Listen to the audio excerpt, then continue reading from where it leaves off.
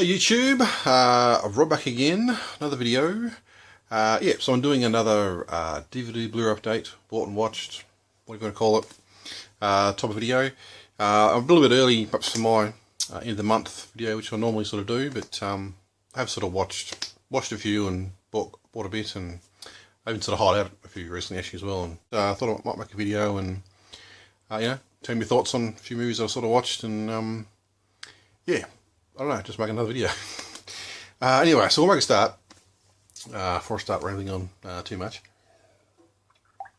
Okay, so the first two movies are actually films I don't actually sort of have with me because I did sort of hire them out, but might give a bit of a give my thoughts on them. First one was Boyhood, which is a big film. Everyone was sort of you know, praising it, and there's a lot of sort of buzz around it, and people were saying it's, you know, film of the year and, you know, stuff like that. So I thought, obviously, I thought about it. Well, you know, better give it a watch and, you know, see what all the fuss is about. Yeah, so I gave it a bit of a watch.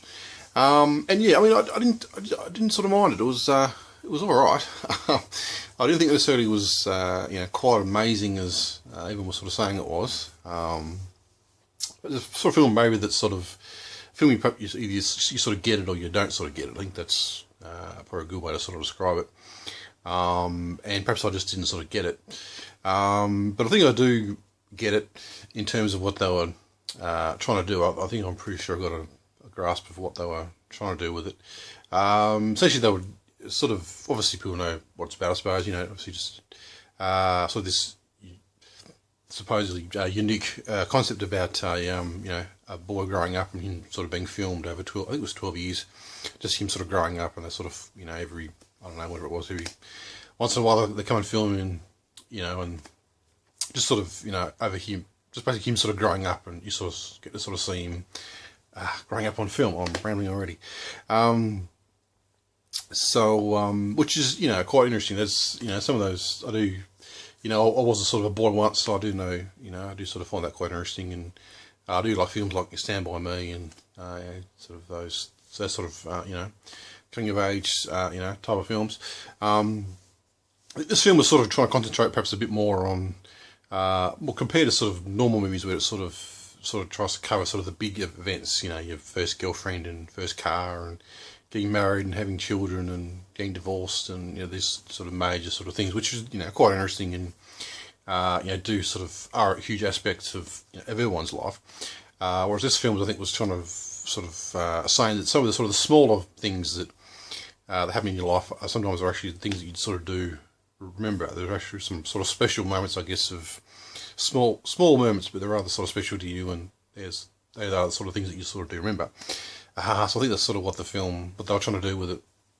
But I just sort of found that those sort of small moments just really weren't that interesting. They didn't sort of really appeal to me. So perhaps I just didn't sort of, I don't know, quite get them, I suppose, those particular sort of moments, and they didn't sort of appeal to me, I suppose.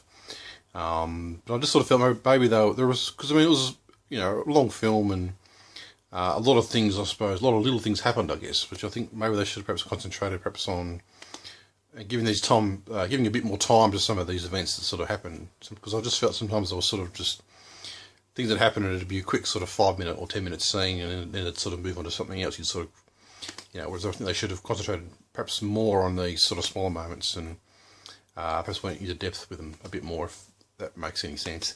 But yeah, I mean, I don't know. It was, I didn't sort of mind it to a point. It just didn't appeal to me, I don't think. And you know, if people, you know, a lot of people did love it, so there's, you know, that's fine. We can't all, you know, like the same films. But to me, I just didn't quite, it didn't quite grab me. I just didn't quite understand quite why people thought it was, you know, quite outstanding. I mean, the whole concept of, you know, 12 years and him growing up was, people were sort of saying that was a rather sort of unique thing, and you know, I don't want to sort of sound like a film snob and a proud Australian, but we here in Australia actually did that a few years ago. We sort of, there was from the 70s, I think it was, or 80s, there was a sort of a documentary that sort of did the same thing about these sort of three girls, sort of the film, this production crew sort of came and sort of interviewed the girls when I think they were like 12 or something, and then they sort of came back another, I think it was like 7 years later, and sort of interviewed them again, and That's sort of what the whole, the documentary was, just sort of, sort of watching these sort of girls grow up, sort of thing. But yeah, the idea wasn't necessarily all that original, I didn't think. Anyway, I'm rambling on too much with that. So that's Boyhood. The next film is The Water Diviner, Australian film, speaking of Australia.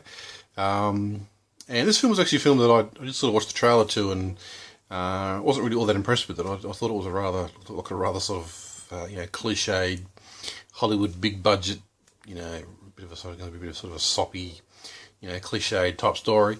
But people were actually sort of saying it was quite a good film, so I thought I might check it out, and I was actually quite surprised. It was actually quite a good film. I did actually quite enjoy it, to be honest. The film was sort of just about Russell Crowe's three sons, and they sort of go off to Gallipoli and don't sort of come back, and so he sort of goes, wants to sort of find out what sort of happened to them. So he just makes this journey over to Gallipoli, just try and find out what happened to them, sort of thing, and that's sort of essentially the film.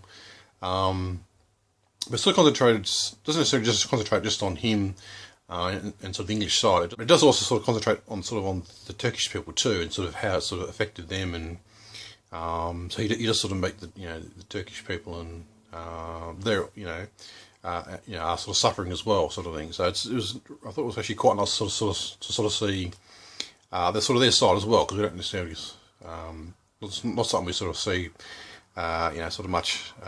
We sort of are more used to sort of seeing perhaps the the English sort of side of it, and don't necessarily sort of see the Turkish sort of side of it, because it's sort of obviously there's two sides to war, sort of thing. But yeah, I thought it was actually really good, and for Russell Crowe's first directed film, I thought it was actually quite a good film to start with, and I'm pretty sure he's probably going to make I'd be quite interested to sort of see what he's going to make next, if he does sort of make sort of another film. Yes, that's The Water Diviner. Definitely one I would recommend, because I did actually thought it was quite good. So they're sort of the two that I sort of hired out from the video shop, and sort of did manage to watch. So I might sort of show you what on my pickups now, what I sort of picked up recently. I picked up the Interstellar digibook, which I think a lot of other people did sort of pick up, and it's sort of a pre-order which I did, because I was actually looking forward to giving a rewatch, because I do actually quite quite enjoy this one. Actually, I thought it was actually quite a good film. Definitely a sort of film that does sort of get sort of a sort of mixed opinion on. I think a lot of people, some people loved it, and some people, I don't know, didn't necessarily like it as much. But it's definitely a film that I'm a big sort of fan of, big sort of fan of science fiction, and this film does sort of bring up some sort of very sort of ambitious film. Just sort of bring up a lot of sort of interesting sort of ideas, and just quite an interesting and quite a visual sort of film to it. I'm pretty sure most people perhaps have already seen it, but I don't necessarily need to go too much into it. But definitely a great film, I thought, and probably one I need to perhaps sort of watch a few times, I think, to sort of fully grasp it. So that's Interstellar. I picked up a Steelbook, another sort of pre-order, another film from last year which I did really like, and definitely was on my top 10 of last year. That's Big Hero 6 Steelbook, which is a very nice edition, I think. Nice sort of cover design to it, and back artwork. This is another sort of pre-order which I did, because I thought this was going to be quite a nice edition, and I was pretty sure it was going to be sort of sold out fairly soon. I think you can still buy it though, so you can. I thought it was going to be sort of a bit hard to track down, but I think you can still sort of buy it. But yeah, another really great film, I think. I definitely did actually quite like this one, and I didn't necessarily sort of see a lot of animated films of last year, but this is definitely one that I did really like. So that's Big Hero 6. Another film from last year, which I think did sort of get sort of mixed reviews. That's Sin City 2, Dame to Kill. I do actually sort of quite like the first one. I thought the first one was one of my sort of favourite films, I think, really. I did actually quite like that one. This one was sort of, I think I did sort of hear a lot of people didn't seem to like it that much, but I actually thought it was quite good. I mean, probably not necessarily quite as good as the first one, but I mean it was pretty close though. It was a really sort of solid sequel, I thought. A lot better than the Spirit, which they made a few years ago, and that was pretty awful. Sort of made in sort of same sort of style. But yeah, I thought this one was actually quite good. I can't understand quite why people didn't sort of like it that much. Sin City 2, definitely worth checking out. Terry Gilliam's latest film, I think from one from last year, the Zero Theorem. I think Terry Gilliam can be sort of a bit sort of hit and miss. I think sometimes he's definitely more of a. Sometimes he can be. His films can be a bit sort of style over substance. I think sometimes he does like to make sort of really quirky films, and I think sometimes the story sometimes gets a bit lost in some of the films that he sort of makes. But I actually quite like this one. I thought this one was actually quite an interesting watch. I thought very sort of similar perhaps to his other film Brazil. It does sort of follow sort of similar sort of themes to it. Sort of the idea of it's a bit hard to explain because there's a bit of his films are always a bit sort of a bit out there. It just sort of follows the theme, I suppose, of sort of the one little guy, or the one little cog, I suppose, in the big sort of corporation sort of thing, the big sort of control system, and how sort of this the one little cog supposed to sort of all the little cogs are supposed to sort of do their own little thing, and that's how it all works. And as long as you sort of do your job and everything's sort of fine, but if you sort of can be if you don't sort of do as you're told, that one little cog can sort of wreck the whole system, type thing. But yeah, I thought it was actually quite good.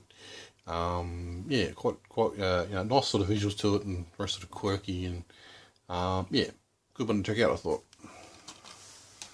Another Terry Gilliam film, Fear and Loathing in Las Vegas. I have sort of seen this one, but that would have been, probably 10, 15 years ago. I did see it when I was, quite young, and I really can't remember anything about it. And have sort of heard a lot of people on YouTube, sort of talking about this one, and, saying it's, worth a watch. So, I gave it a bit of a watch, and, I don't know, I didn't think necessarily it was, all that great. I don't know. It was, again, sort of, maybe more of a sort of a style over substance, type movie. I just didn't sort of quite understand quite what the point of it was. It just sort of seemed to be Johnny Depp and what's his name? Beltorno del Toro. How do you say his name? I totally butchered that, didn't I? However you say his name. Just sort of them sort of, I don't know, going on sort of this business trip, because I think Johnny Depp, he's like a writer. He sort of takes his typewriter with him, and goes to sort of cover this story, but he sort of just ends up sort of taking suitcases full of drugs and just sort of being, off his face pretty much the whole movie, going to these hotels and stuff. I mean, it was, I don't know, in some ways interesting to watch, I suppose, because it was rather sort of quirky and, completely off the wall type of thing. But I just sort of get a bit bored of that after a while, and trying to sort of find out quite what sort of the point of it was, sort of thing. I'm pretty sure there is sort of a message in there somewhere, sort of maybe sort of a political, type thing in there somewhere, but I don't think I, sort of quite understood it.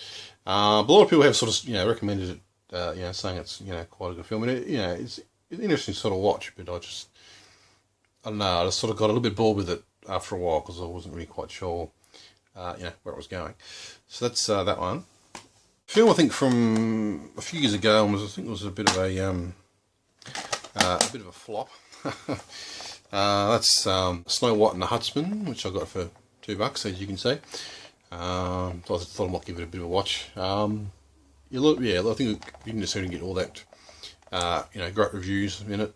But I didn't think it was too bad. It was, nothing amazing, I didn't think, and just I guess in some ways a retelling, I suppose, of the story of sort of Snow White. You've got Chris Hemsworth and Kristen Stewart and what's her name again? Charlie Theron, or however you say her name. I'm terrible trying to pronounce people's names. But yeah, I didn't think it was sort of too bad. It wasn't quite as terrible as as I thought it was going to be. I thought Chris Hemsworth was actually quite good, and he was I think probably the best thing in it, I suppose. I mean, Kristen Stewart, a lot of people sort of give her crap and say she's not a particularly great actor. I don't think I've ever really sort of had a problem with her, sort of thing, but I think in some ways she sort of, I think she does sort of suffer from, I'm perhaps going on a bit off topic here, I suppose, but she does sort of remind me a little bit of Katie Holmes in a way, because they're both sort of very sort of small girls, and I think that sort of makes them not necessarily have very much sort of screen presence, sort of thing, because they're rather small and not really all that sort of intimidating sort of thing. Because I mean, you've got like Kristen Stewart here, and she's sort of in the movie, she does sort of get dressed up in this armor sort of thing. She doesn't really look very intimidating, because she's rather small and petite sort of thing. So she doesn't sort of she doesn't sort of have the screen presence that I think that perhaps other actors do. I think because she's rather sort of timid and small. That's, I don't know. Hope that sort of does sort of make sense. It's just something I was sort of thinking about the other day, sort of while sort of watching the film. But I mean, but I don't know. I didn't think it was too bad. Anyway, so that's Snow White and the Huntsman.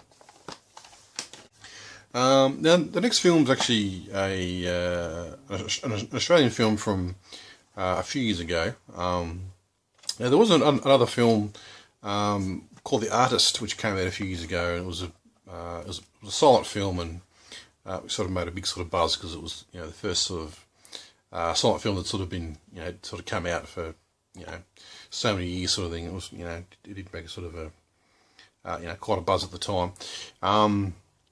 But before that, in Australia, where she did it first, again, this one here is Dr. Plonk, I think from 2007, I think it was. This is actually a silent film, and first one, well, that I know of anyway, for quite a number of years before The Artist came out. Anyway, being smart again. And now that I've sort of said that Australia's really great and we do things a lot better, this one was actually not really all that good, I didn't think.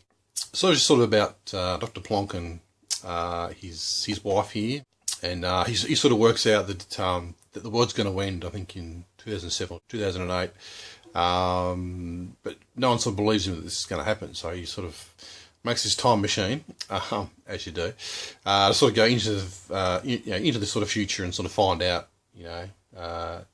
into sort of 2008, and try and find out what's actually going to happen, sort of thing. And so it's just sort of about him and sort of going forward and backwards in time, sort of thing. And but it seemed to be a bit of a sort of a low budget type film. So a lot of the sort of locations I thought were rather sort of dull. There was a lot of sort of industrial sort of sections and sort of factories, and so it was very sort of dull sort of landscape, I thought. Not particularly all that interesting, and you would have thought it'd be quite interesting to sort of see him sort of travel through time and to all these different sort of places, sort of thing. But it was it didn't really quite work.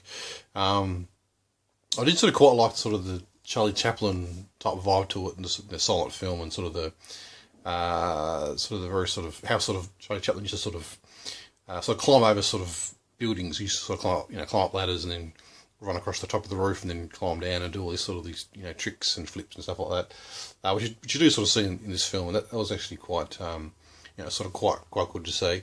But just the storyline, there was no real sort of storyline to it, and it just sort of had a lot. I thought it had a lot of potential to it, but just nothing really seemed to happen in it. And he'd sort of go back in time all the time, and it was nothing really happened. So sort of going forward in time, and he'd spend 5 minutes there, and then he'd come back again, sort of thing. And it was not really all that interesting. It was sort of a fun watch, maybe to a certain extent. I think it's probably worth perhaps just watching The Artist, because I thought that was actually a lot better film. I thought I did actually quite like that one. you know, sort of compared to this one. Yeah, so that's yeah, Dr. Plonk. Probably not one I'd probably recommend. But anyway, interesting watch, I suppose. Anyway, yeah, so that's my update. Just sort of stuff that I've you know, sort of bought and watched recently, and you know, I thought I'd make a video about it and, you know, sort of tell you my thoughts on it. Yeah, thanks for watching. If you've sort of seen any of these films, you know, certainly leave me a comment and tell me your thoughts. And I'll be back probably in another 2 weeks, I think. Yeah, perhaps to do my end of the month update. But until then, yeah, hope you're all doing well. Yeah, and I'll see you all soon. Bye.